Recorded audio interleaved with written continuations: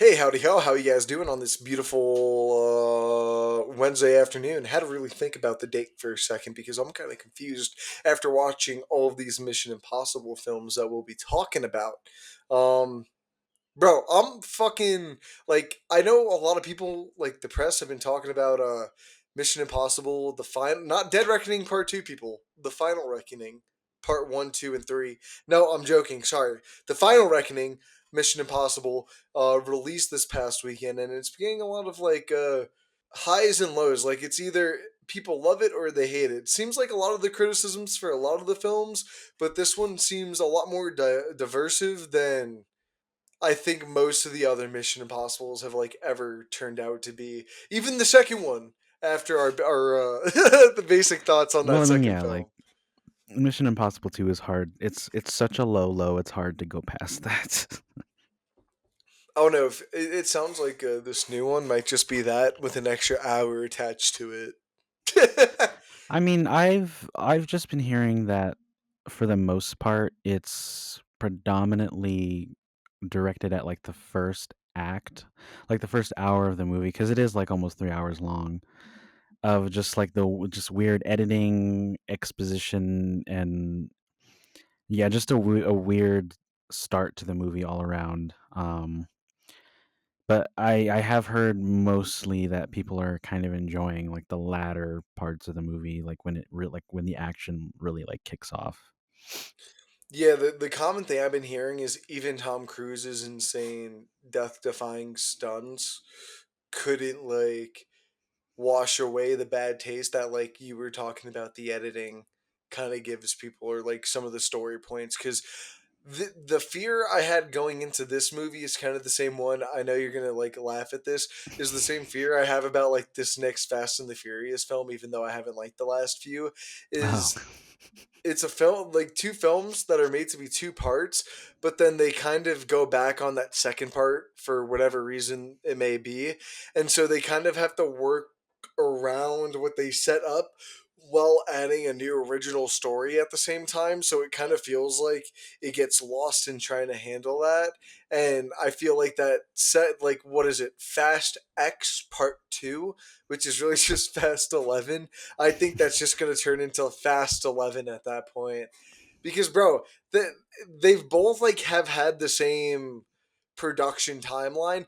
This film got pushed back by, like, a year and a half, almost 2 years, if I recall. This was supposed to release, like, a year after Dead Reckoning Part 1.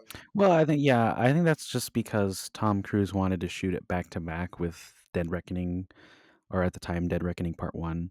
Um, but the studio, I they kind of did because like from what I could tell, it seemed like they started shooting this movie for the Final Reckoning during post production of the previous one, Dead Reckoning, and I know that the release of Dead Reckoning also affected how they made this one, mostly in like post production because, like I said, it had already started shooting.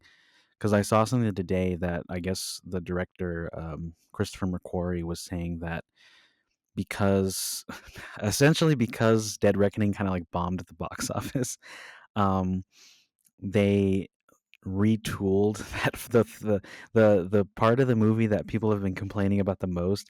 They retooled it to reflect the criticisms from Dead Reckoning, um, and so that's probably why it's like edited and paced really weirdly, which I just kind of think is funny. And it's really weird since we're going back to the fourth, fifth, and sixth film, which is Arguably the best of the franchise. arguably like kind of where the franchise really found its stride with Ghost Protocol, Rogue Nation, and my favorite of the franchise, not to be a spoiler, but Mission Impossible Fallout. But this is just like the batch of films where it's just banger after banger, and it starts with Ghost Protocol because this just always blows my mind going back to it that Brad Bird directed this film. Oh If yeah. if no one knows who Brad Bird is, it's the man, the myth, the legend who directed and wrote like the films The Iron Giant, Incredibles, Ratatouille, Incredibles 2 in 2018. He like this is a guy who's made Mostly some animated pretty stuff. exactly primarily animated stuff that I think made a lot of our generation 90s generation into like that's where are the fans of Brad Bird live. And this is a film that came out in 2011, so this came out between all of those films, between those first three and Incredibles 2, which came out 7 years after this. Well, Just you're really forgetting weird, bro. you're forgetting a very important there was one thing before The Incredibles Oh 2, no, and what am I unfortunately it forgetting? is Tomorrowland. Oh my god, bro. I forgot about that movie with George Clooney. Yeah, No, no. it was Iron Giant, Incredibles, Ratatouille, this movie, and then immediately followed by Tomorrowland, and then we got Incredibles 2. I will say I find it super ironic that he wasn't successful at making a children's live action film, but he's good at doing it in animated form. But he Yeah. was really successful at making an adult like action spy thriller Yeah. at some point. Like just really weird how directors and writers work because man, this is also the film that really started the whole trend with Tom Cruise and like these death defying stunts and the whole movie kind of being sold around that idea cuz dude, Tom Cruise on the Verge Khalifa fucking insane till this day. It will never not be crazy. And I think we're going to say that about every one of these stunts in all three of the films we talk about. I mean, I don't know. I don't really remember that much from Rogue Nation, which is probably why even as, He had the and airplane in the beginning, I don't bro. mean that as a diss necessarily, cuz like I like Rogue Nation. I think it's a really good movie, but every time I go back to it, I always forget kind of what it is and what it's about because I think it doesn't have that like really like element of like spectacle cuz yeah, I mean, yeah, there's the airplane, but that's like one shot Yeah, it's and really just like it's the at the very opening. beginning, and I'm trying to remember, like, what other, like, Well, death-defying stunt is there in that movie? it's Um, funny you mentioned that because I always remember Rogue Nation as the Tom Cruise running film. Like that's the well, he film where runs he in all does these movies, though, no, that no, no, but this is the one where he just primarily runs and drives in like the majority of the film. That's where a lot of the action takes place. Mm. Oh, wait, Like I remember what it is. It's the one where he, like, holds his breath, but that one's not really as, like, interesting as, bro, it's not as The cool as hanging off the Burj hanging Khalifa off of, at like, a one of the hundred the tallest stories. building in the world, or even, like, in the next one where he, like, flies a fucking helicopter around the mountains, like, I don't know, it's not as cool, like, it feels cool in the moment when you're watching it, but, that those were the big things from this movie, and while the story is, like, really solid, it makes it a little more forgettable in comparison, being sandwiched in between Ghost Protocol and Fallout. Wait, what? Oh, you were talking. I'm so fried. I thought you were talking about Ghost Protocol and not Rogue Nation. I just turned that around in my head so much. I'm like, No, wait a second, it Ghost wasn't in the Protocol middle. has the No, the yeah, no, no, no, no. death-defying You're stuff. right. Because I was just thinking the entire time, like going back to that Burj Khalifa sequence. Not even the sequence. That entire scene in Dubai is just like one of the best scenes I think the series has to offer. And I'll say that like even up to the more like current films, like don't even think about the Final Reckoning, like up to Dead Reckoning Part One. I think everything in Dubai works really well. Like I still think the whole sandstorm chase scene is so fucking cool to have the whole team go from this really cool outside stunt on the side of the Burj Khalifa to going to a spy thriller of they're trying to fool these two different parties into this transaction, but then their mission fails because they get got, but then there's a sandstorm that just comes in randomly, and it's just like how did things go from bad to worse? Fucking I still think it's badass that Tom Cruise just drives the car right into the dude in the middle of the storm because he's tracking him. Like, there's so many cool things that I think this film launches that that Ghost not Ghost Protocol, Rogue Nation doesn't do as much, but I think Fallout, Dead Reckoning, and then Final Reckoning, I think all kind of build off of. Hmm. Um, Something that I did find really interesting with this is I know me and you spoke about it like when we were discussing like what movies we wanted to talk about, and a little bit last week with J.J. Abrams, but J.J. Abrams didn't decide to come back to direct this film, but for some reason he produces Ghost Protocol, Rogue Nation, the next three segments before you get to Dead Reckoning. Final Dead Reckoning. Dude, it's been bothering me ever since that name change. Like I've been calling it Final Reckoning, and then I've been switching them up, bro. It's so bad, and I hate it tremendously. Honestly, But I feel like it's more confusing with the new change because they are so similar to each other. Just a word it's like, what's the difference. point of what's the point of having the difference at that point if it's so similar already? But these were all produced under Bad Robot Company, which I find very interesting because this is when Tom Cruise really went full into his grasp on the franchise. I don't know if you would agree on that. I mean, I feel like he's always had a pretty solid No, hand in he leading the has, franchise. but this is when he finally like started going against like the studios, because all the studios were against him doing like his big stunt in this film. Like he was, I don't know if you, I forgot which film it was. I can't remember if it was Rogue Nation or Fallout that he fully like was able to produce the films himself. Hence why I think the issues with Final and Dead Reckoning is that their budgets are too expensive, is because like he has so much control of the film. He doesn't have anyone telling him no at this point, and like Yeah. it's for better or for worse for this guy. But this isn't when he had like full yes, or he didn't have full control into what he could do, couldn't do in terms of the story and his character.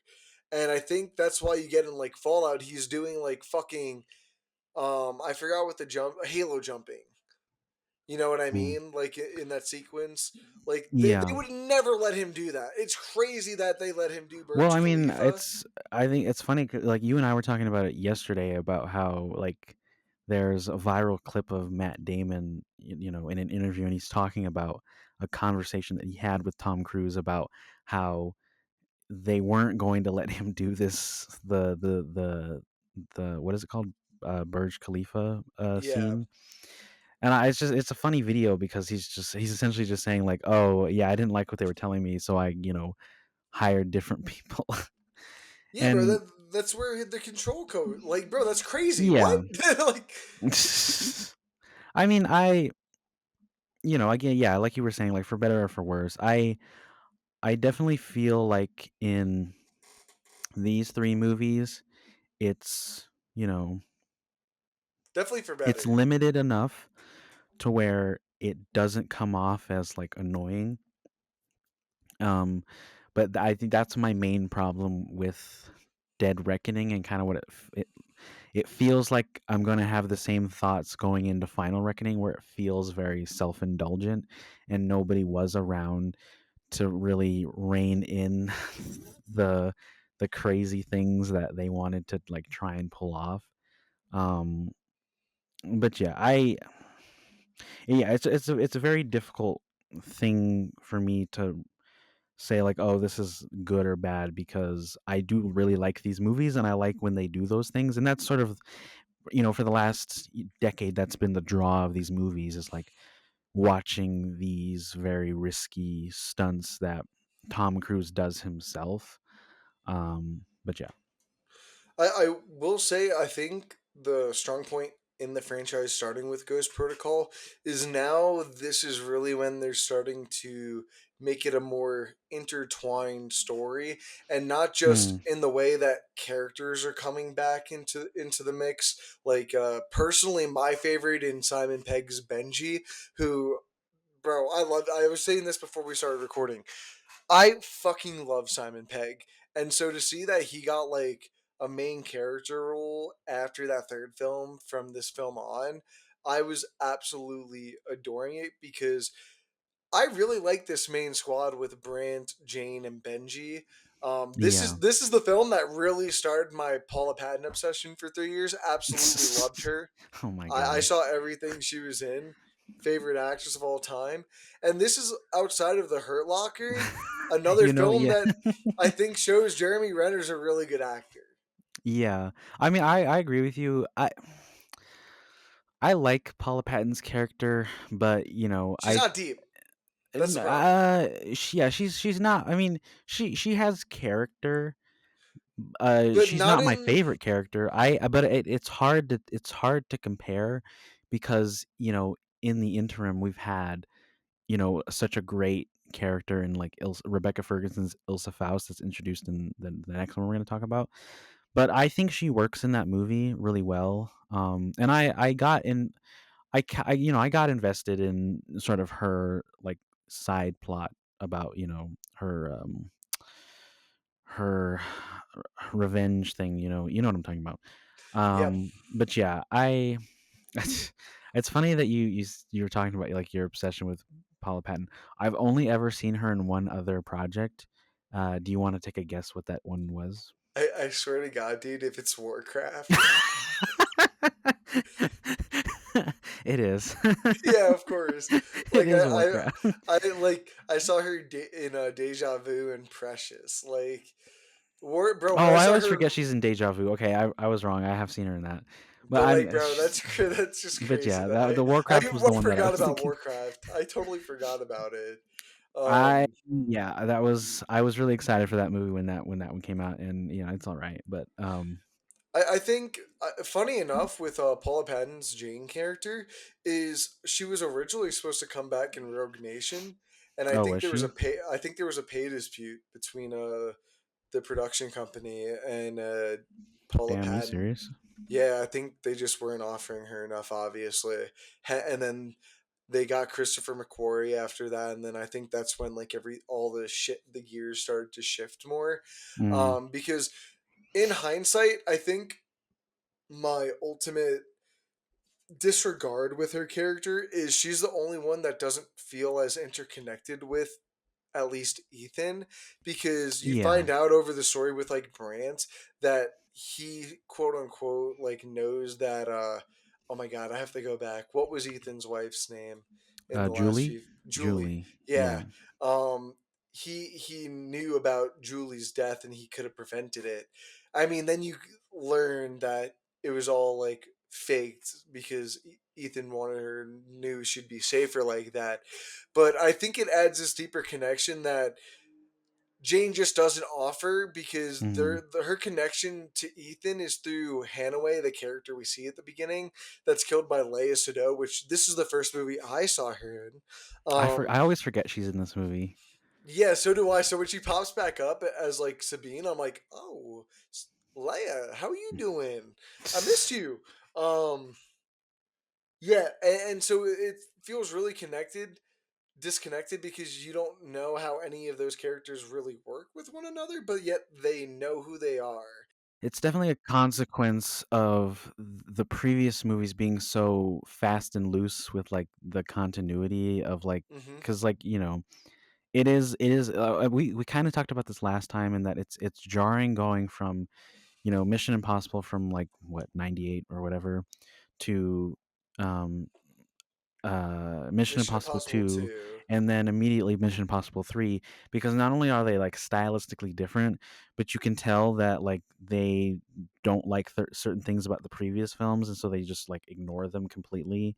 And then and part of that is with like how they cast different people. I don't know. In those movies, every time you go back to them and you like watch them, in order and whatnot, to me at least, it always feels like there's not a level of consistency in how the IMF is run and how it operates, because everyone's constantly like changing how it does, and it doesn't help that the cast keeps changing aside from Tom Cruise. Like in those first, I mean, I get, regardless of what's his name, Ving Rhames, but I and that's the thing that I really enjoy going into Ghost Protocol is because we see, Benji's back, and then, Brant was here for a little bit, and so that's nice, and I do think this movie does a better job of justifying the the different people that we're seeing. But again, it is it still feels different from the previous one, and like we already said, it isn't until Rogue Nation where you really start to get the more cohesive, universe and world building. Yeah, and something I was thinking about while you were talking was, correct me if I'm wrong here because I can't remember how the second one opens. But is this the first like Mission Impossible film where the opening isn't where we're watching a failed mission?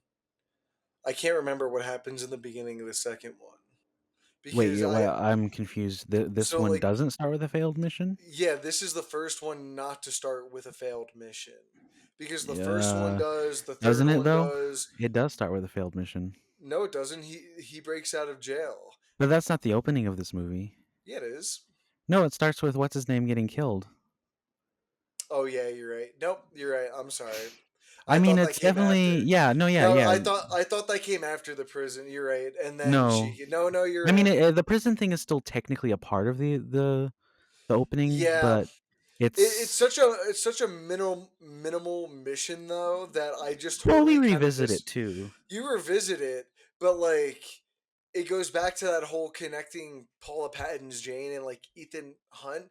It's not a very strong thread, and so like going back to it, it always kind of makes me like wonder why it's not a very strong.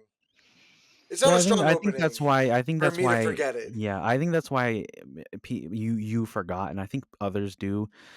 I the only reason I remembered is because I just watched it like a couple days ago, but I do remember when I went into it, I forgot that that was the opening because I remember. I mean, and a lot of these movies are known for their good openings, and this one, I it's not bad, but it definitely doesn't draw me in on the plot, and it's fine because it's not very long, but I would have appreciated starting with the whole Ethan thing in prison, and then moving on to when he's asking like what's the deal, why did you break me out, why is this an issue, and just leaving it there. But I mean, it's whatever, it works, it's fine. I don't want to harp on it, but No, I yeah, see it's what you're just saying. Yeah. no, yeah, it's just a weird way to say like tell the story to have to show the audience the sequence of events, go away from it to watch Ethan break out, only to go back to watch a quick retelling slash quick flashbacks of something we just watched of Jane telling Ethan what happened of something we just watched. You know I what I mean, I mean? will say it gets around it by giving us new information, because at the time we don't know that there's like a thing between what's her name, Yeah, Jane. Jane and Holloway, and then like we learn that who what's her name is the what is her name, what's the actress's name, we just talked about her, the one from James Bond. Oh, Lacedo. Yes, yeah, her. It kind of reveals who she is, and all that. But anyways, so that's how I feel like it kind of justifies it a little bit, the revisit. But Yeah. I think this movie uses the time skip effectively because it introduces us to new things sort of gradually, especially with like in terms of Ethan, like, where's Julie? Like, oh, I heard that, or Benji's like, oh, I'm sorry that things didn't work out with Julie, and then he's sort of just like looking at him like and then I mean all of that like high tech stuff is really good as well. I think this one feels like the most high tech. They've always had the face mask like technology though. That's always kind of been a part of the story. That's kind of been like the Uh, running theme. kind of. I What do you mean, mean?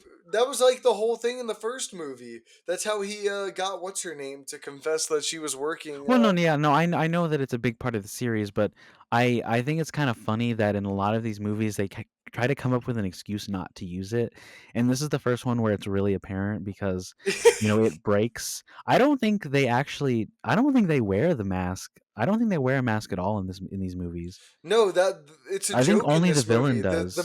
The machine breaks. Yeah, That's that's what I'm why saying. in the Burj Khalifa it breaks, and so they just have to do it by And themselves with then their and then guess face. what? Guess what? Dead Reckoning, it happens again.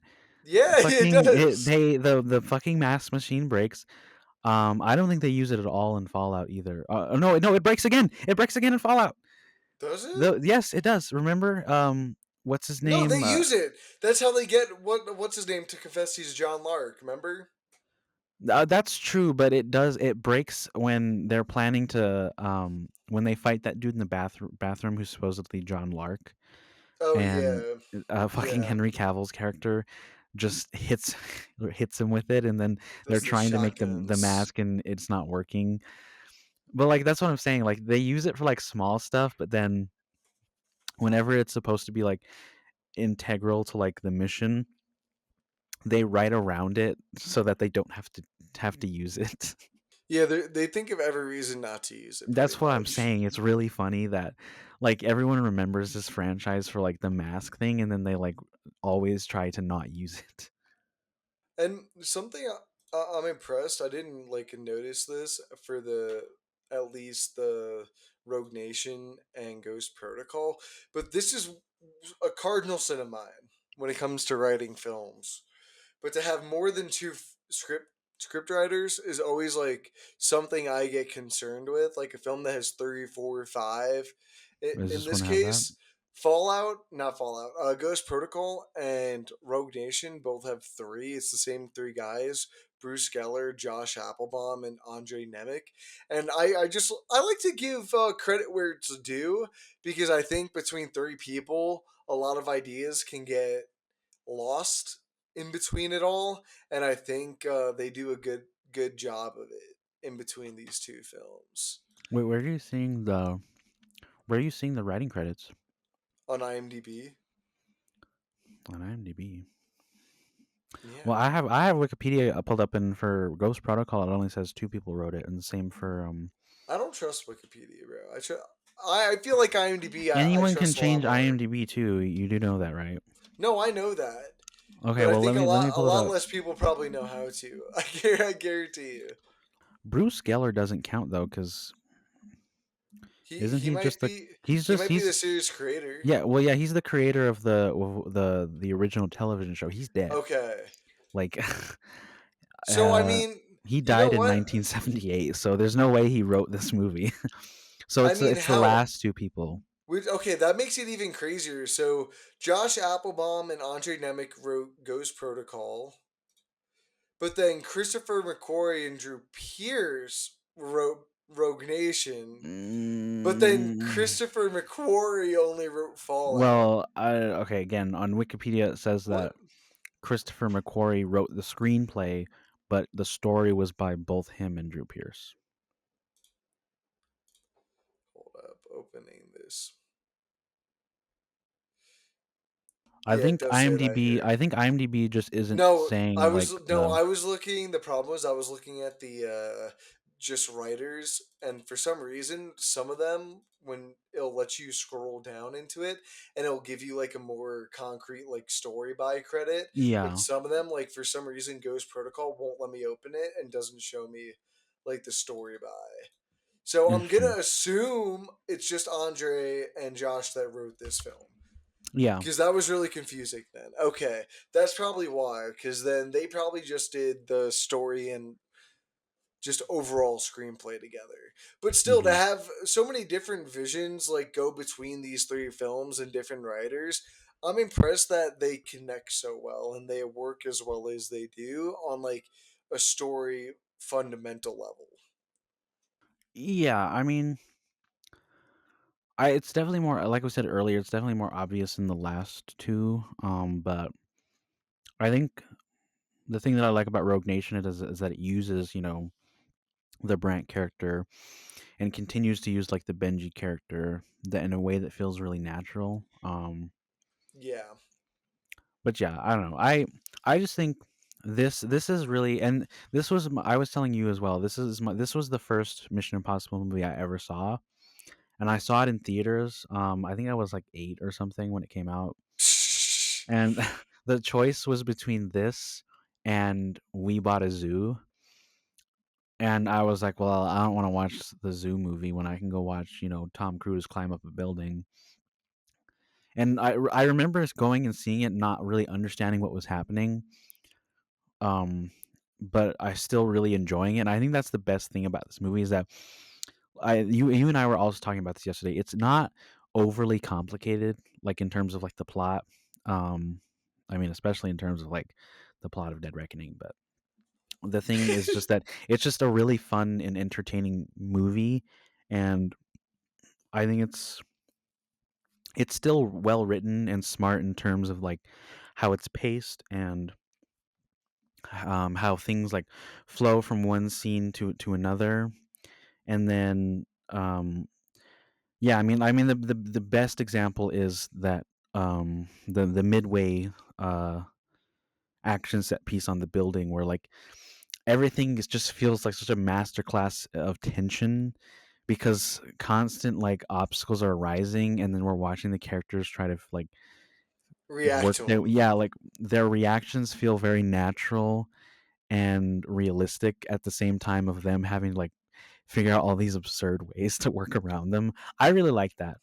Like, um to your point, I totally forgot like Leia Sado just gets like rocked out of the window oh, from like a that I hundred. love that part. It's so I funny. always forget that because it's so funny, but it goes to your point that it's just like that's not a situation that if you're writing like this happens and this happens and this happens, that's not like what happens, but it's a character impulsively doing something.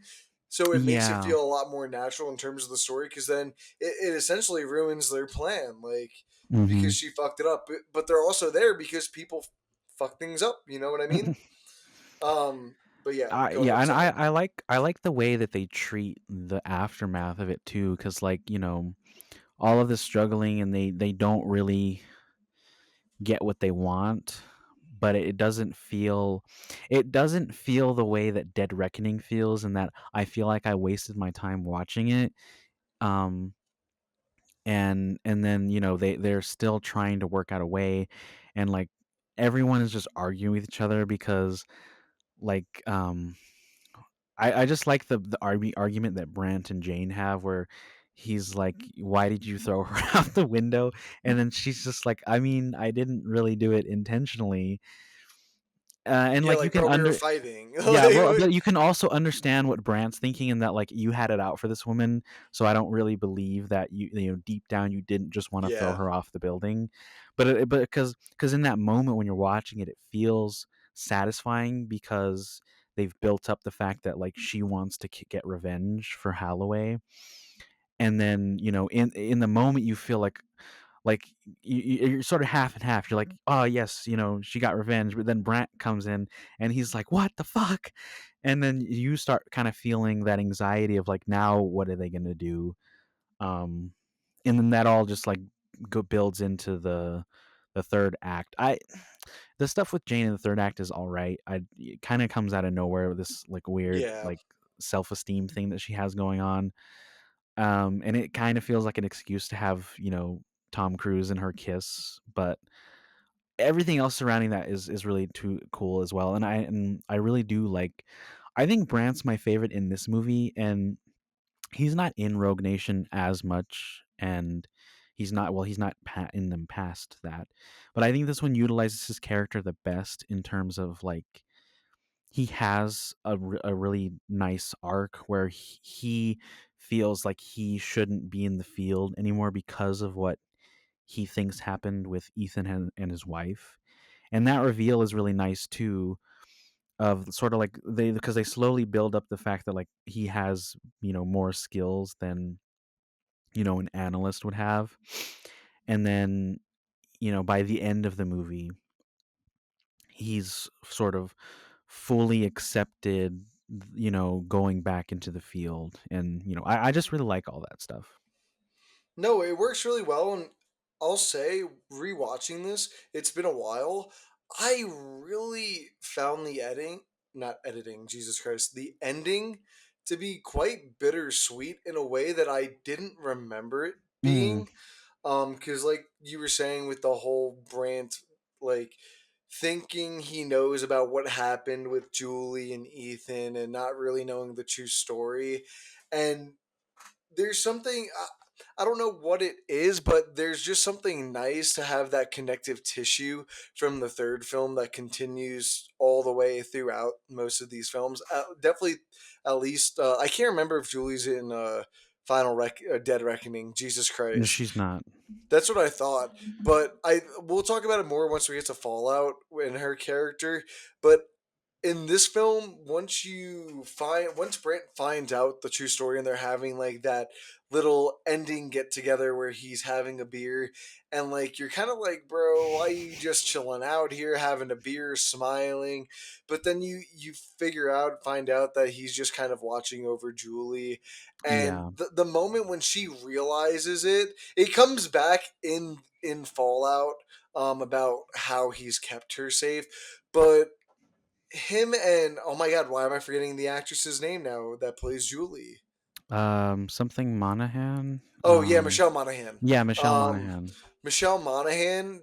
They do a really good job. Like their chemistry is just so good, and I think that was the one thing that I'm really glad they decided to bring back. Because while she's not in these films a lot, you get a really deep understanding of how Ethan feels about her, and I Yeah. think that is owed to the first and second film kind of being those not really sure what they want to be and treating Ethan Hunt as like that guy who gets the girl he gets to sleep with, like the really hot chick for him to sleep with at the end of the towards the end of the film.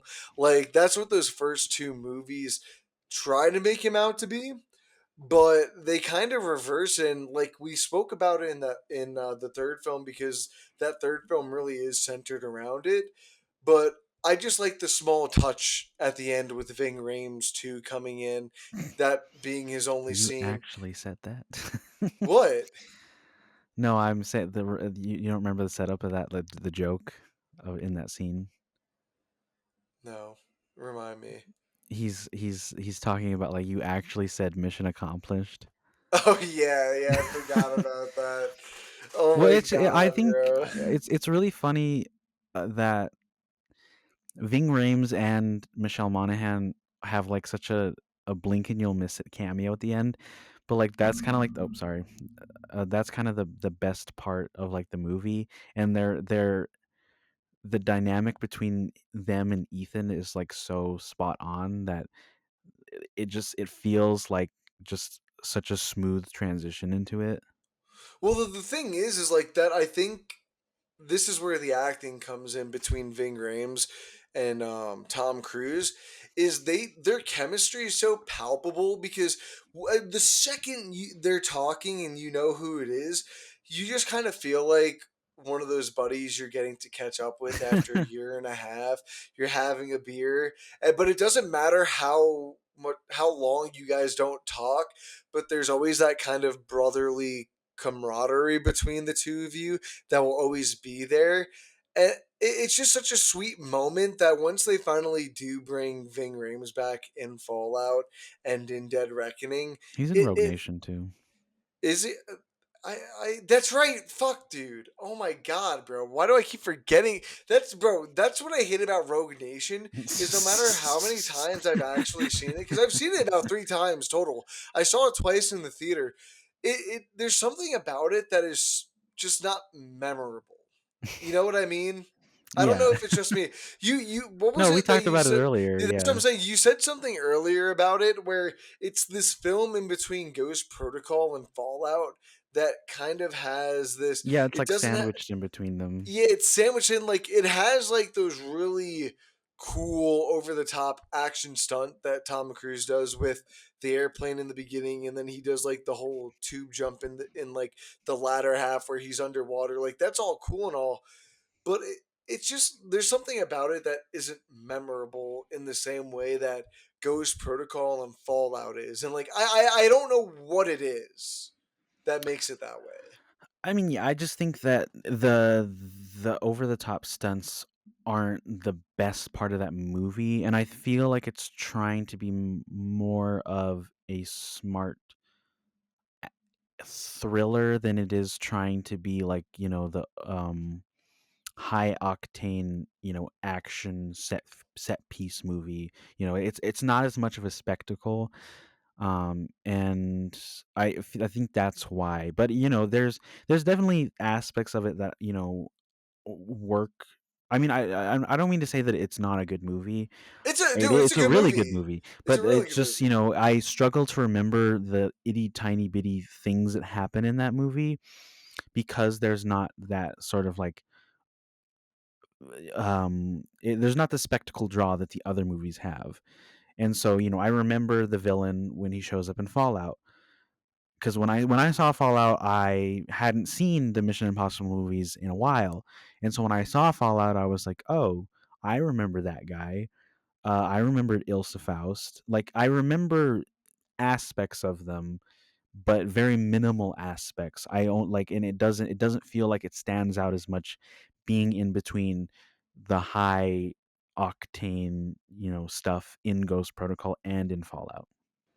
I think the thing for me is like every time I do watch Fallout, I do kind of get reminded that Rogue Nation and Fallout are kind of a two-parter story, and Yeah.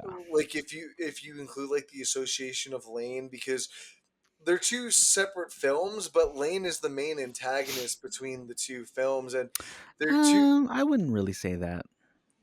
really. I Lane's definitely like I'm No, trying to I remember know them. Elaine's a very integral part of Fallout. And yeah, he is the main antagonist of Rogue Nation. But I would argue that Fallout, Henry Cavill's character takes more center stage than Solomon Lane does. So Well, that's part of my issue with Fallout is because they kind of pull the rug from under you and kind of treat it like, oh wow, he like Lark or Superman was behind it all along, like he was the one who really did it. And I don't know, I thought Lane was like already a pretty intriguing villain. Like I like Sean Harris in the role, uh, and do you not? Do you disagree with no, me no, about I him? don't. I know. I don't disagree. I, Oh, I don't dis. I don't. I don't disagree that Sean Harris and the character of Solomon Lane are great. I don't think there's anything really new or interesting for him or that character f- to be enough to be the main antagonist in Fallout. And the thing that I really like about Fallout is that we get to have, you know, Lane is defeated by being outsmarted, and then in Fallout it's more of a he I just mean, gets his ass kicked. I mean, That's okay, really what well, happens in that feels like a Fallout. very like bland way to describe it, but it is sort of like this. I don't know. They feel different enough, and so I wouldn't have wanted to watch Fallout and have Solomon Lane just be the main bad guy and have it just feel the same. And that's the thing that I really like. Even though there's a very good consistency in terms of quality and style, Fallout still feels different enough in that I can enjoy it. I can enjoy them both together and separately. No, I totally agree, and I think that goes to like Lane's story and the way they kind of work him in between this film and Fallout, in which like his mission is very much like going after the IMF, like you find out through Lark, like he was hired, but you didn't know this at the time. But then I like that. That's why I think I like Fallout so much more. Is like the stakes are so much better for me, Yeah. because I feel like going after the IMF in Rogue Nation kind of feels just typical in the Mission Impossible films. It kind of always feels like something's happening with IMF. I mean, that's essentially what the fourth one was. Something happened to IMF. IMF's gone rogue. Someone's destroyed IMF. No one trusts IMF anymore. Dude, IMF is either getting destroyed or the trust of it is destroyed. Something with the IMF's always getting destroyed. And so to have it become like, oh, we're trying to delete a third of the world's population through Fallout, like I Yeah. like the little tidbits that are thrown in it. It just feels like a lot of what this film sets up kind of gets paid off in Fallout. And I think that's kind of why it feels like it takes, I don't want to say the backseat, but feels very much like that in between film. Yeah, it definitely feels like you. I mean, I don't want to say you can't watch Fallout, by itself, but I feel like there's things that you might be missing if you don't have Rogue Nation immediately in the back of your mind. Yeah. Um, and that's and again, going back and watching Rogue Nation every time I feel like there's something that I've forgotten. And even when I watched Fallout, even though I remembered like who Solomon Lane was, and I remembered who Ilsa Faust was, I didn't remember a lot of like a lot of their stuff that happens in this movie. And so now I do prefer to watch them all together in an order. But there's every once in a while I'll start with Rogue Nation and go to Fallout, or I don't know. It does feel difficult not to watch them together, I guess is what I'm saying. No. Yeah, no, I definitely agree. The one thing I really like that this film introduced, you mentioned her before, was like Rebecca Ferguson as Ilsa Faust in this film. I think the relationship that like they build over the next few films between Elsa and Ethan is really nice. It sounds like you disagree. No, I just That was a deep it's sigh, bro. I no, felt that it's in my lungs. I no, I really love Rebecca Ferguson as Ilsa Faust, and she's one of my favorite characters in this franchise that they like introduced. And her and Tom Cruise have such amazing chemistry together, but it bugs me going back and rewatching these after having seen Dead Reckoning and knowing what they do to her Dude, shut character. up. Just shut up. Like, no, we have to talk about it like just a little bit. And she's still a very No. I she's a don't very want to. she's a stand and it's annoying because she's such a standout character, and I don't think that her demise is treated as well as it could have been. Like, I don't have a problem with her dying necessarily. I just don't like the way it happens. And it doesn't help that she's not in Dead Reckoning a lot. Dude, she's Um barely in like the first 25 minutes, and it's already like a she's two in and a half, I swear to God, she's in like 15 minutes of that movie, and half of that is not at half of that, like a good quarter of it's dedicated to y- like running around in the fucking sandstorm. yeah, and Like, then she dies. Like, yeah, she just takes and the bullet. it's even it feels even more like a slap in the face because there's never been like a real. It doesn't feel like there's a real payoff to her relationship with Ethan, Well, bro, that's why you and have to watch the all we final really reckoning. get is fuck, what is it, they have like that one moment up on like the balcony of the building that they're in, where Yeah. they kind of like just like I like that scene in and of itself, but I don't like that immediately after that she dies. And so that's my problem with it, and that's why I side so heavily, because I really like her character, and then but talking about it just reminds me of how poorly her exit is handled. And again, I know why it is. And I've heard a lot of discourse about it, and like, no, it's not because they're replacing her with Haley Atwell. And even though I like her character as well, it's because Rebecca Ferguson really couldn't be in these movies any longer. It took She's so been in long to she's make, been in a bro. lot of stuff, and I'm sure the scheduling stuff is a nightmare. And but it's like she said in an interview that it's because it takes so long for these movies to get made that a lot of time it's just like waiting for things to do, and then also you have to be like super focused to do like a lot of the stunts. And I think I've seen that she also does her own stunts, and so Yeah, I she like does her that own as well. stunts. Like, that's really cool, and I think that's part of why her character stands out so much, because it is it's tied to um Rebecca Ferguson's performance. No, yeah, I absolutely agree. And to go back to like that interview you were just referencing, to give people an example of like in terms of the work she could be doing instead of filming a Mission Impossible film, is in that same interview, I think for an example, I don't remember what movie she said, but she filmed 2 seasons of Silo, the TV show And she's on Dune, for 2 Apple Dune TV, movies. and two, okay, it was two Dune movies. Yeah. I wasn't sure if it was just like one, but yeah, she filmed two Dune movies on top of that. Now, to be fair, she's not in them very much, at least the second one. But I mean, she's it, in it quite a bit. she's in it enough to make like, bro, that's still a lot, bro. Two Dune movies and 2 seasons of a TV show that Yeah. takes up the entirety of one Mission Impossible production span. That, bro, Yeah. that's outrageous. I know, yeah, it's That's pretty crazy. crazy. The productions of these are always crazy. I don't know. I guess yeah, I wish her character was handled better in Dead Reckoning. Dead Reckoning just feels like Dead Reckoning. Sorry, Dead Reckoning feels like a movie that somehow single-handedly brings down the previous ones because it's not as good.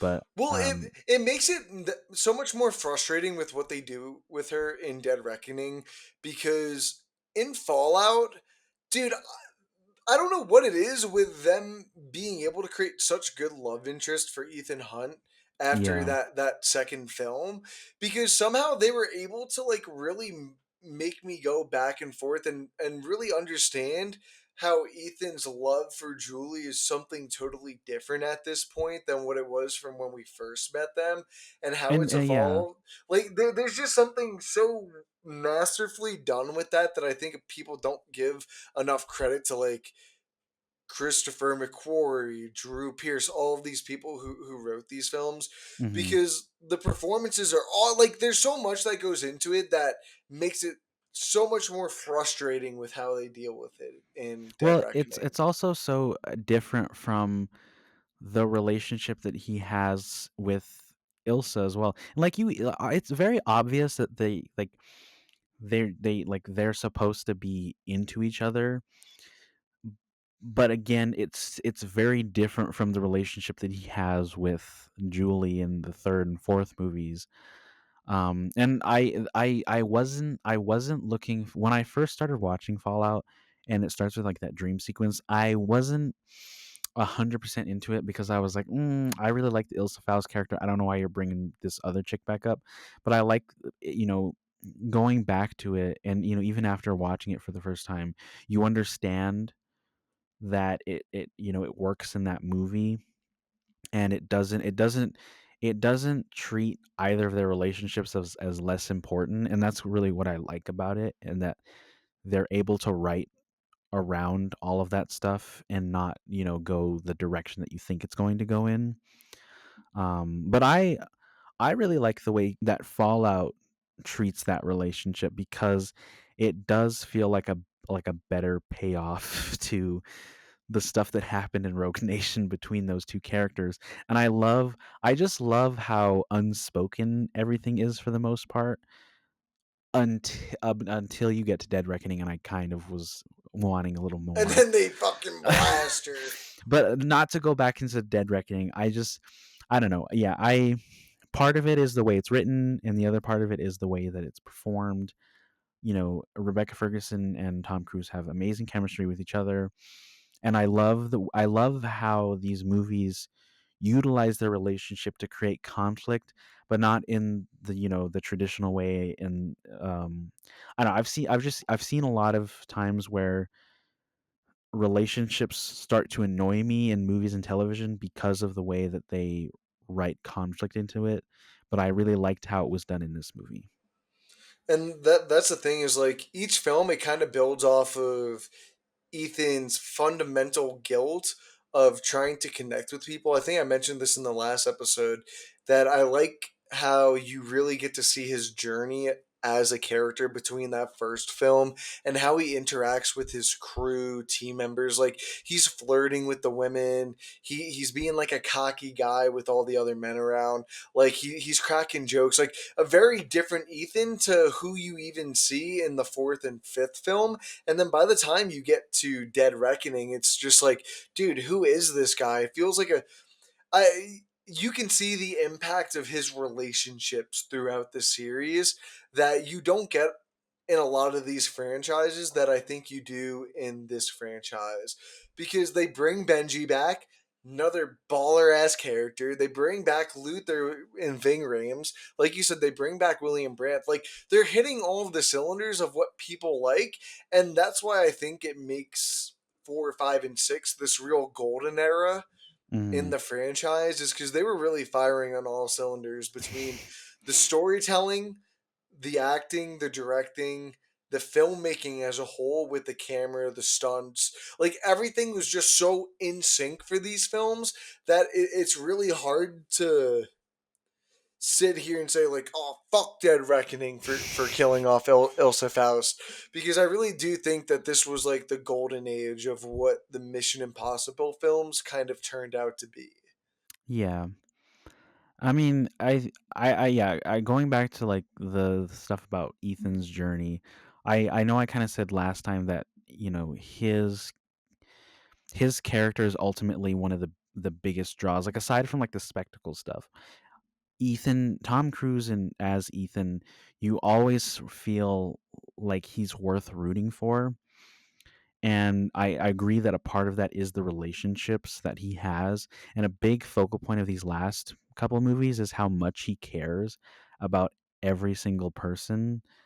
And I like the way that like it doesn't come off the I know we talked about like Fast and Furious earlier. It Is that doesn't come narcissistic or egotistical? Yeah, it doesn't come off in the same way that like the whole like the Family. fat yeah that shit's been clowned on so hard, and like this one it feels very genuine, and you really feel the affection that all of these people have for each other, and how much they care. And like even in Dead Reckoning, like they still kind of get it right in that, you know, he really cares about Haley Atwell's character as well. I'm trying to remember her name.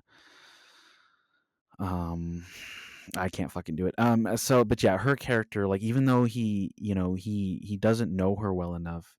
And I think there's even a scene where she even tells him like, I don't why do you care so much? Like, and I like those aspects of it. And you know, another comparison is like the James Bond movies. Like not all of them, but like the Daniel Craig era ones of where I feel like that one gets a little bogged down like from movie to movie in terms of like the Yeah. character arc for James Bond specifically. And whereas this one just feels very natural, and I do like in Fallout you see that like that switch, that change, and how it's like slightly more serious, and it's very much more at like the forefront of that movie. um but yeah, I don't know. I do agree. I think these set of movies just handle everything so much better than I feel like is warranted, or that we as like viewers even deserve. Like it feels like something that's too good to be true. And I mean it ultimately is because, Dead Reckoning. But No, yeah, let's get on to Fallout because I think this is for me this is like really the peak of the franchise. For me, this is like my favorite one. I was thinking I about agree, this yeah. before. I know Dead Reckoning. We haven't done Dead and Final Reckoning, but do you want to do like a little ranking at the end of this of like Yeah, we can. I think I made a list already on Letterboxd.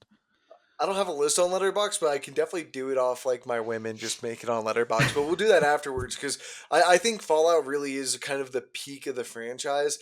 This is where everything just came together kind of beautifully. Nothing about this film ever kind of feels like it's lasting too long. Like the scenes are perfectly paced, the editing is nonstop. I'm always engaged and invested. All of the character relationships are top notch, and it has such a great final act that I think wraps up Ethan's story from 3 to 8, not 8, but whatever, fucking 6. Fuck, Yeah. I can't do math. I agree, and that I know I keep bringing up Dead Reckoning, but I think it speaks to this movie's quality that in comparison, and I know I've told you this before, after watching Dead Reckoning, and we're gonna see how Final Reckoning goes. I don't feel like it's satisfying enough of a conclusion to this story that I'm gonna probably just wish that Fallout was the end, or like pretend that it was, because Fallout ends so Perfectly. brilliantly. Like, yeah, it Perfectly. feels like the perfect ending. And I thought this was going to be the last one. I totally thought it was going to be the last one. And it potentially could have been. But I think it did too well. Like the numbers at the box office and like the critical reception were way too high for them. And I mean, on top of the fact that I genuinely believe, most of the people involved really love making these movies. Um, yeah, I don't know. I After watching Dead Reckoning, I feel like this is just a much better ending. And to end on such an epic high would have been so fucking great. And yeah, just everything about this movie is like practically perfect. And I gotta say, I've been a huge Henry Cavill fan for a while, but he's really good in this too. Like this is probably This was one of peak his. Henry Cavill, like Yeah, bringing back his Superman too. Like yeah, yeah, this, yeah, yeah. you literally couldn't have gotten Henry Cavill at a better time in his career, I think. Like, I yeah, I do think we'd be remiss if we didn't mention how this movie kind of fucked up Justice League, or at least the the Justice League. mustache, Yeah, the bro. The mustache. Yeah, mustache, bro. the Absolute mustache is peak. iconic in this movie alone, but it's taken to another level when you know that this movie is the reason why his face looks so weird in the theatrical version of Justice League. And it's so funny going back and watching, and he looks good with the mustache, but man. It's an expensive mustache, bro. Yeah, Like, no, honestly, I think that's the most expensive mustache ever in a movie, because they had to spend probably millions of dollars to do whatever they tried to do in Justice League. I Um, think I think it was really good just to have Henry Cavill play the villain. You rarely. I'm trying to think. Have you ever seen him play a villain in anything else too? I mean, not necessarily of like at that level. He's played sort of like antagonistic characters before, but I think this is the first time where, and it's such a great use of like um subverting audience expectations, because we've seen him as like that leading man type. Like, he's been Superman, and Yeah, I know him a lot from The Witcher as well, where he plays like the main protagonist. And in this one, he starts off more as like a supporting character, and then he becomes the main villain. And I think that's also another reason why the twist works. I thought, bro, their final fight so good with crashing the helicopters, and the helicopter goes like in between the rocks, and they're trying to make their way towards each other. Walker gets like his face burned by like the fuel of the airplane, and then they go into an absolute brawl, and then fucking Ethan just like, wait a second, if I just pull this, it'll come down, and then pulls it, fucking clips Walker right in the skull, and just drags him down. Awesome, bro.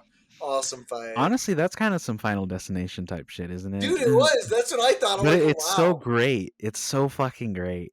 Like, I think that entire climax is just, I think it's a masterpiece. Like, we were talking about how good the tension in Ghost Protocol is. This takes it to a whole other level, because we have that like personal connection between Walker is his name, Walker and Ethan, and that Walker's using Julie as a sort of like his leverage against him. And that betrayal earlier in the film. And so we have that very personal vendetta of like, Ethan, we want Ethan to fucking kill him. And then but also at the same time, you've got like the high stakes of these two fucking plutonium bombs, these nuclear weapons that they're trying that Benji, Ilsa, and fuck, what's his name? What's Vingram's character's name? Why can't I remember Oh, all of a Luther. sudden? Luther, that they're trying to disarm, and then Julie's there as well. Like all of this, and you've also got like Ilsa's thing, her vendetta against Lane, and she's trying to get back in the good graces of MI6. Like all of that is like really, really good, and like the editing between those separate like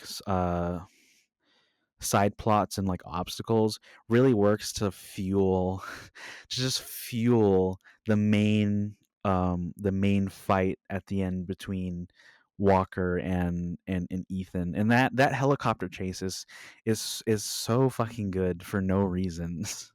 No, it's true. And one of my favorite moments, you mentioned this before about the way we care so much about Ethan is because the way he cares about like so many of the other characters, where he always puts himself first and always worries about other people, everyone else first, and it's kind of just like, why are you helping me? The scene with Luther and Ethan when they were splitting up to like supposedly give Solomon Lane away, when they were kind of tricking Walker into breaking his character and making it known that he's the mole Hmm. within the team.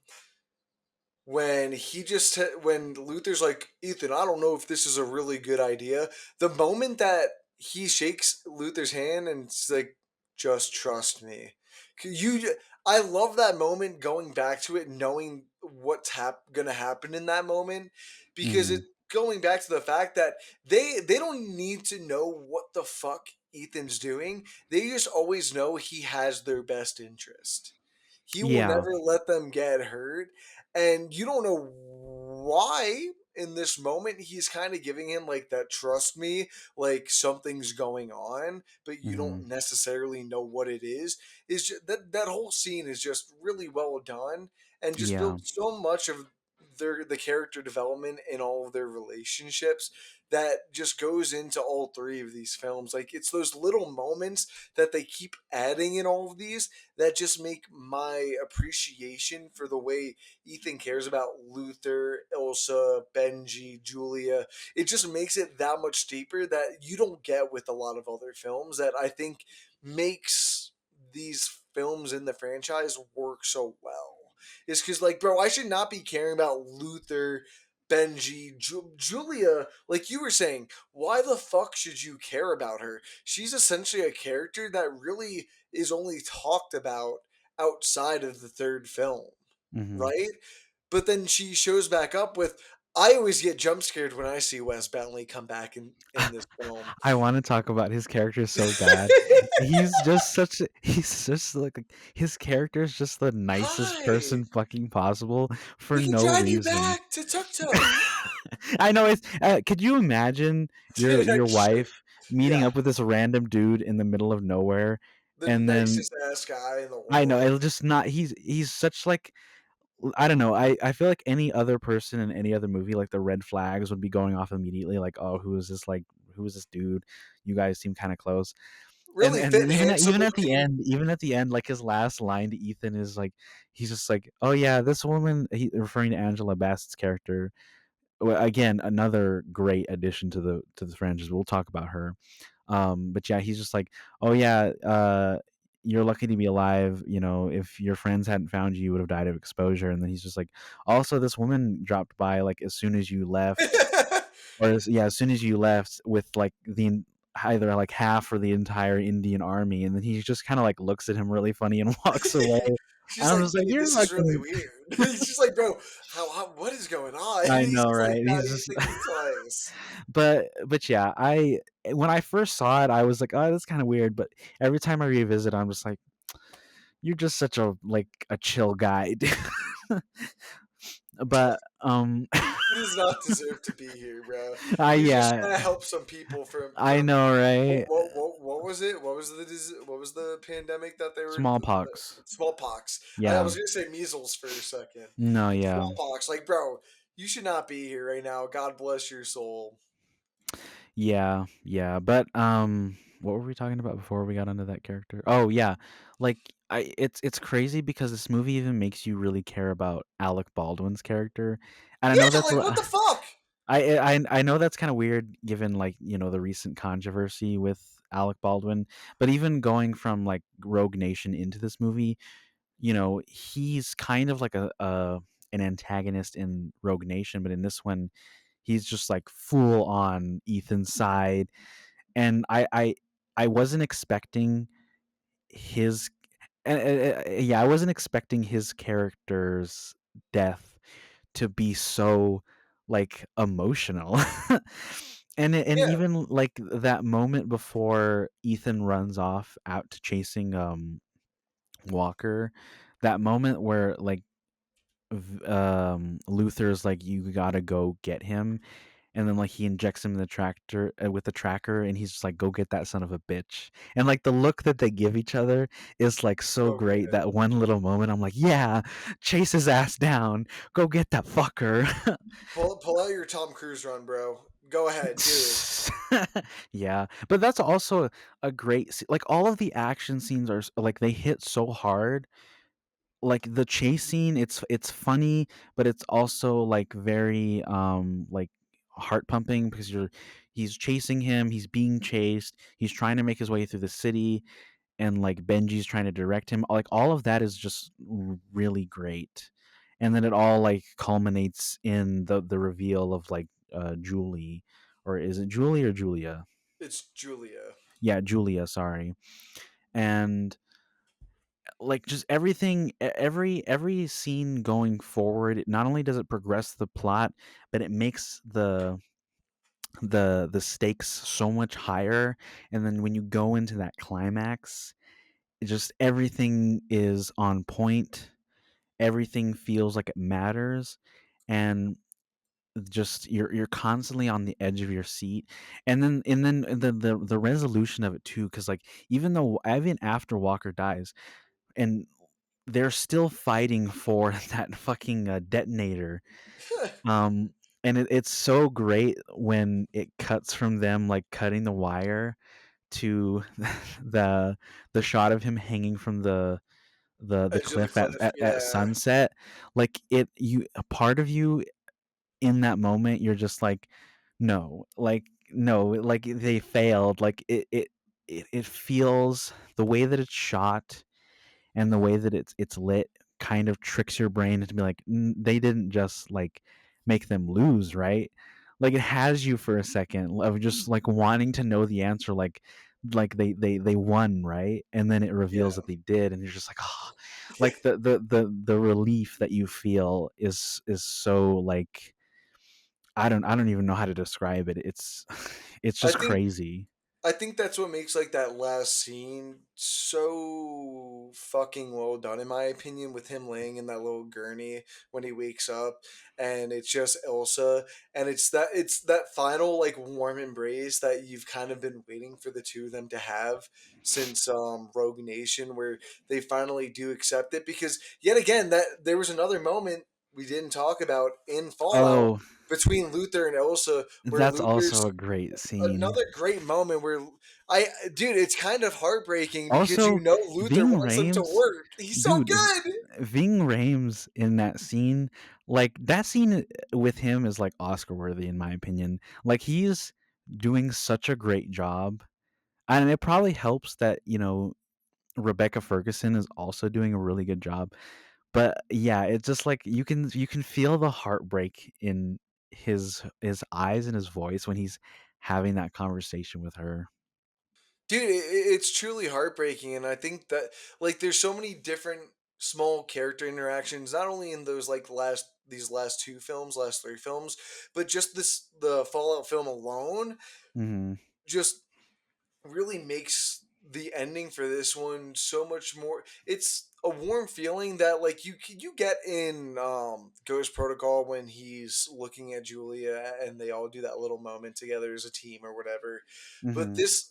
this one just really hits home. Like you were saying before, this kind of feels like that ending to the franchise where you know what they were on that mission where came down to the last second like it usually does. I like that joke where Benji's like, "How much time was left?" Ha ha ha. He's like, the usual. Yeah. It's just like, of course it was. Like, it's those small moments where he finally gets to embrace the love of a woman that he might actually be able to get to love at this point because of everything that went on. But he also Yeah. has his friends and like family he got to build over the over films 3, 4, and 5 that you actually got to watch those relationships develop. And the thing with all those films is you got to see them develop individually. Like you got to see Luther and Ethan kind of develop. Then you got to see Ethan and Benji develop. Well, Ethan was developing his relationship with Brant in those two films. Like you got to see his separate moments with them, and then they finally come together. Of who I would value as the most important characters in the franchise Yeah. are in this film with Luther, Elsa, Julia, obviously. Like this is where I feel like they wanted to finish the story, and that's why I was kind of iffy when Dead Reckoning was announced because this kind of felt like the finality to it. Mhm. The everything works out, not in like the traditional sense. I mean, it is very traditional. He gets the girl, everything's happy, but it feels earned. It doesn't just feel like it's Yeah. happening because it's the end of the movie. You watched Ethan give up this marriage that he just, dude, I just love it so much. And Dead Reckoning and I know Final Reckoning are gonna shove it up my ass and tell me to eat it for Thanksgiving dinner.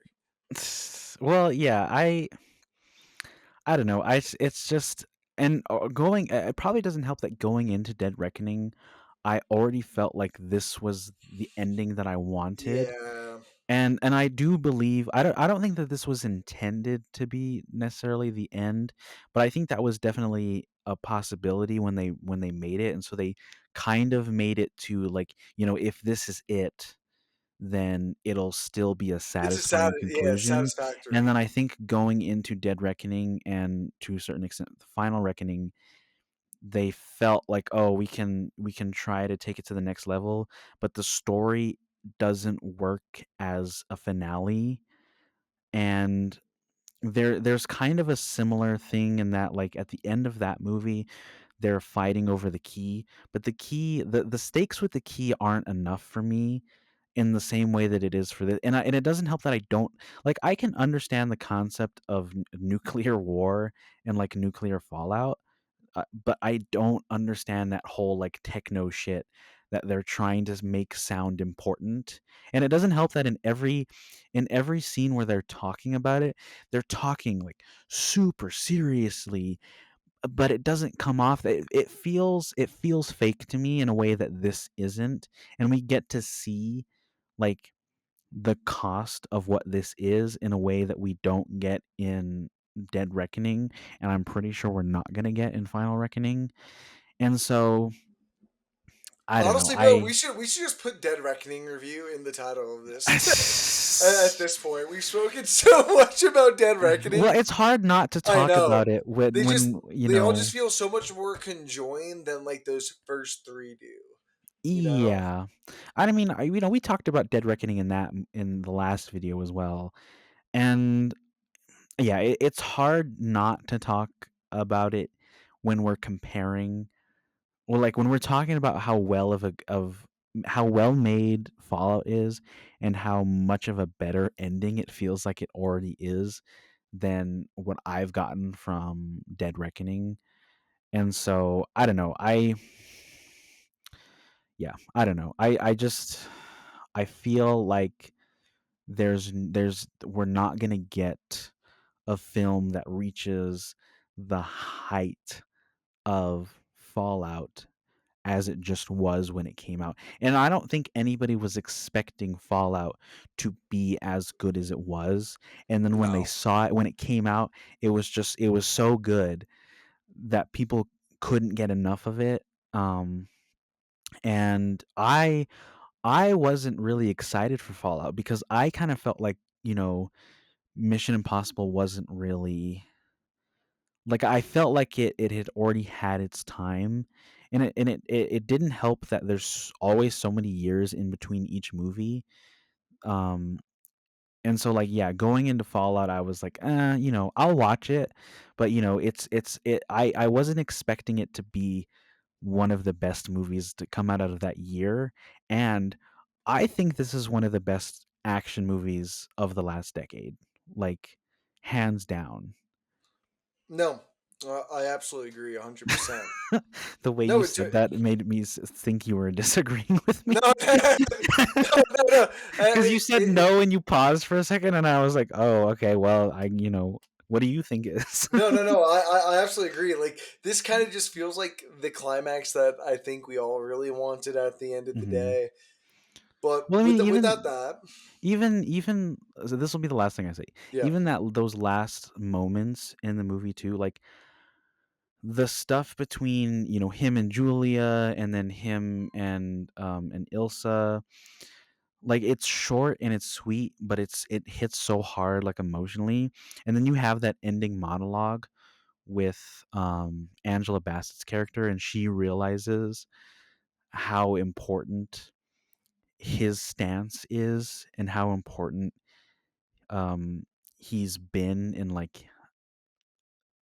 helping, because everyone always treats him like he's like crazy, and like his the way he does things is intolerable, and we kind of get that again in the next one. But yeah, I don't know, I that those last that last scene of him in bed, or yeah, in the hospital and whatnot, I just think really serves as the best finale we could have gotten, because it's still like it's not concrete in that, like, this is the end, but it feels like, you know leaving the theater, it feels like you can imagine, you know what could happen going forward, and you can kind of put the pieces together yourself in a way that I don't think Dead Reckoning or even the Final Reckoning are going to be able to top, like, how you would see it, you know what I mean? yeah. No, I agree. Like this is it. This is peak. We've Yeah. reached it. This is Mount Everest, bitches. Yeah, yeah, Um, but without that, let's rank them and then actually no, yeah. let's Well, rate what are them your and then we'll ratings? rank Yeah. them. Yeah, let's rate them and then rank them. Yeah, Um, so I'll let you go first. So I guess we should recap what we rated the other ones to. yeah, hold up. Let me pull them up. So yeah, what did you rate the first Mission Impossible again? Wasn't it Let me like three and a find. half? Yeah, I think so. I'm looking it up again. Yeah, I rated it 3.5. I rated the first one a 3.5. The second one I'm not even gonna rate. The third one I gave a 4. That should tell you how high I thought about them. And Yeah. then I mean 3, I gave a 4. And then for Ghost Protocol, I also gave a 4. But my review is this a Bourne crossover with the guy from the Jeremy Renner ad? And then I would give Rogue Nation 3.5 out of 5. And then Fallout 5 out of 5. My review. These are the reasons why films are made. Insert montage of Ethan Hunt endlessly running for or from somebody, and Ethan Hunt doing a death-defying stunt. God bless America, and God bless Tom Cruise. That's a different movie. You can't handle the truth. Actually, I was thinking of Maverick, but Yeah, I know. Dude, we gotta talk anyways, about those films soon we too. do. I've only ever seen the first top. Well, I've only ever seen both of them once. Of course, typical. Actually, I saw Top Gun on VHS, actually. That's actually kind of classic. I'm kind of jealous about that. But so yeah, my ranking. So starting from the beginning, I gave the first one a 4. I really like that one.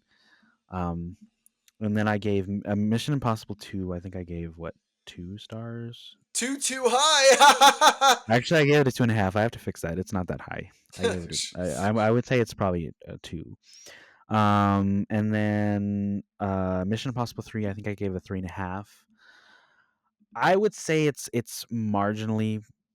I would say the first one is marginally better in my opinion. I just really like the style of the first one more than I do Mission Impossible 3. That's what I think it comes down to, because I was just Yeah. about to say I prefer the style of like that gritty handheld action, not like the Jason Bourne type handheld action, but like the I just prefer the style and tone of what 3 did over 1. Yeah, yeah. And I don't know. Honestly, like some of these are kind of interchangeable, I feel, and I don't feel that anyone is wrong. The only there's only two spots on this list that have a right and wrong. Those being the last one has to be Mission Impossible 2 and the first one has to be Fallout. But the other ones I feel like, you can't really be wrong in how you personally see those ones. But anyways, yeah. So after that, uh, Rogue Nation, I think I gave a sorry, not Rogue Nation, Ghost Protocol.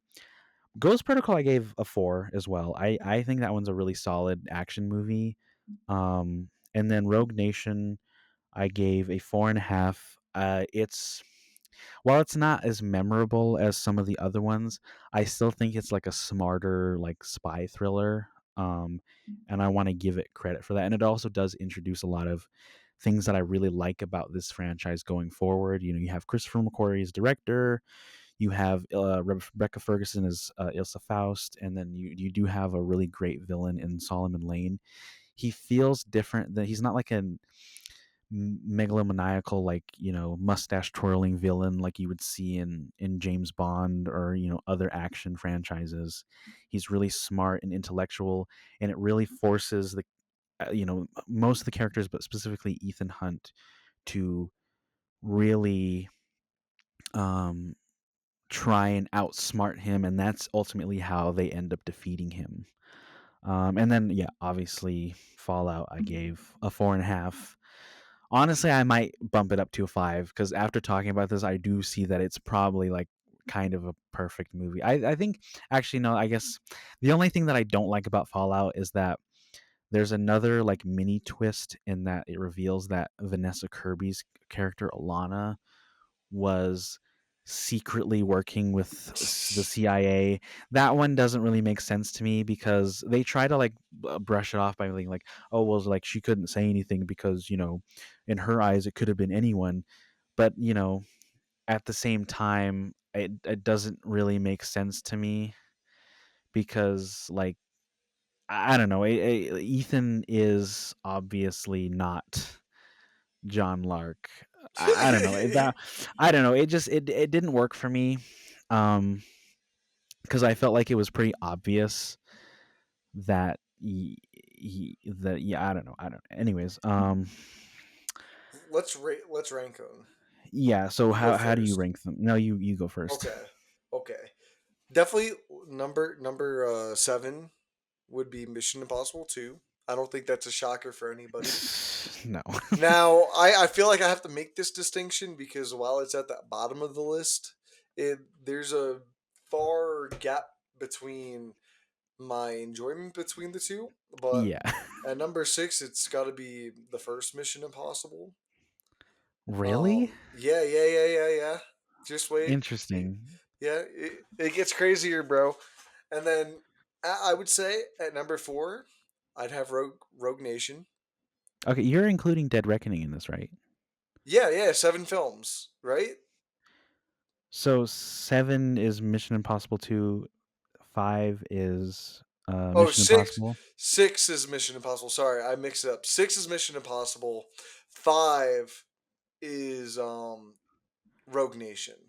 Okay. Sorry, I skipped a number. That was my bad. So 7, I'll go over. 7 is MI2. Then 6 is the first one. Then Mhm. 5 will be Rogue Nation.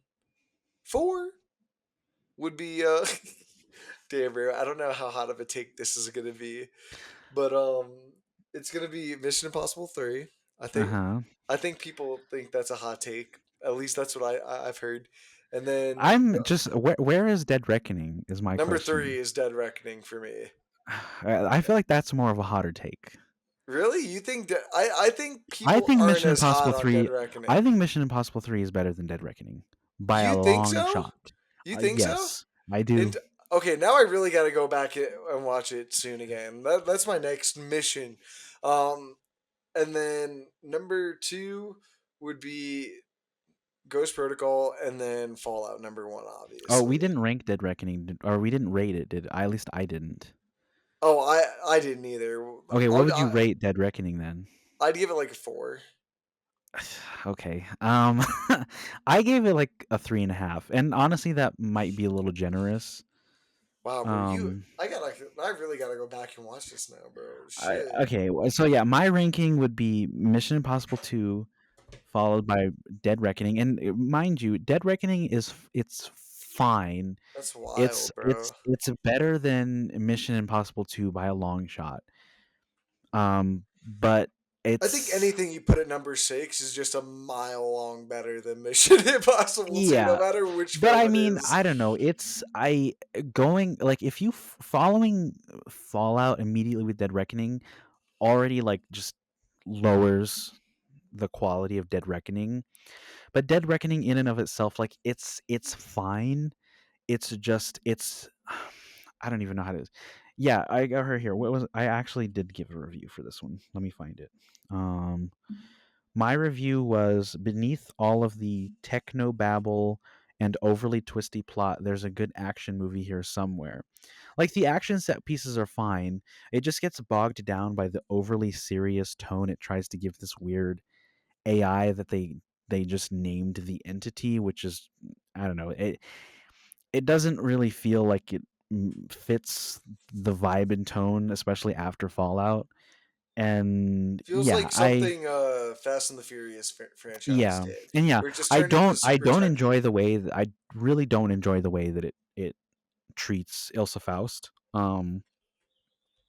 But I like the addition of Haley Atwell. I think she works in this movie, and what's her name? The woman from Oh, Vanessa Guardians Kirby. of the Galaxy. Oh wait, what?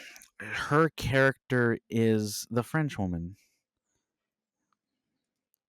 You Dude, don't know who I'm talking about? why am I blanking on this? She's in this movie. Dude, I'm Anyways, blanking on other it. people will know what I'm talking about. Her her character isn't really much of a character until like the last 5 minutes of this movie for some reason. So that kind of bugged me.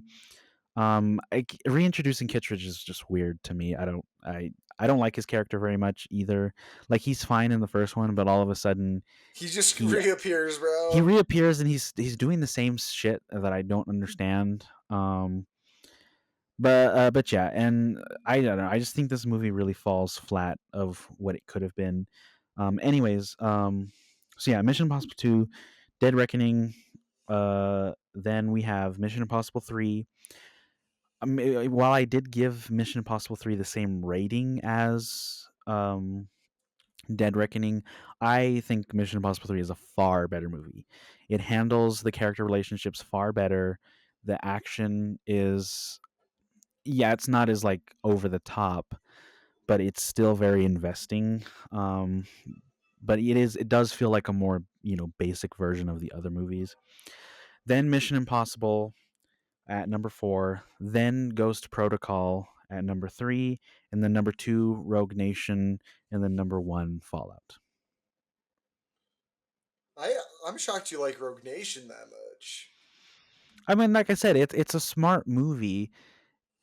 Even though it may not be as memorable in like the long run, and it also works so well preceding Fallout.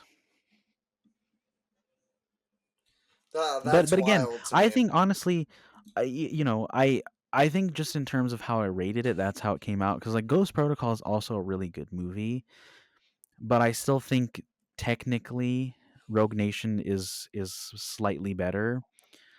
Um, but I think things could easily be switched. Like I could easily switch Rogue Nation and Mission Impossible, or I could easily switch. Sorry, did I say Rogue Nation? I meant Ghost Protocol and Mission Impossible, and then I could easily switch probably Rogue Nation and Ghost Protocol. I think 2 through 6 is just like thrown up in the air for everybody because like they're all just varying degrees of awesome. It's just like what your preference is, you know. That's the thing. Yeah, They're all so completely different when you look at them from the second film to the eighth film. They're all just wildly different. yeah, yeah. I agree. So yeah, I don't know. It does come down to personal. I am surprised that you put Dead Reckoning that far, because I think in comparison, it's I had certainly. it higher when I first saw it too. It was like I think two, it's I bro. think it's certainly worse than some of the other ones. Like as if you, especially if you like Mission Impossible 3 that much, I think Mission Impossible 3 is a better movie. I it's funny you say that because I was definitely hesitating putting it right behind it. I thought about it for a second. I definitely got to rewatch it now again though. Yeah, I mean, like I said, I enjoyed it more the first. I mean, the second time watching. But I think that's because I wasn't getting bogged down by trying to figure out what any of that AI shit meant. But I still think in in terms of like the franchise and being like kind of the start of the final like run, it doesn't work as well for me. Um, and the stakes aren't as high in this one, and I they try to make this like personal thing between Ethan and Gabriel, the antagonist, but I Does don't not know, work. it feels kind of forced. No, I Um, agree. but yeah, so yeah. All right, Leo, what are we watching next week? All right, next week, drum roll please. We are watching the Karate Kid movies. Well, okay, not all of them. We're watching Karate Kid 1 from what 1984 ish. Yeah, And then we're watching the 2010. Is it a remake or is it a reboot? It's kind of confusing now with the new one coming out. But we're yeah, Karate Kid 5 or the Karate Kid 2010 with Jaden Smith and Jackie Chan. So yeah, stay tuned for that. sweet. Peace, guys. Skadoodles.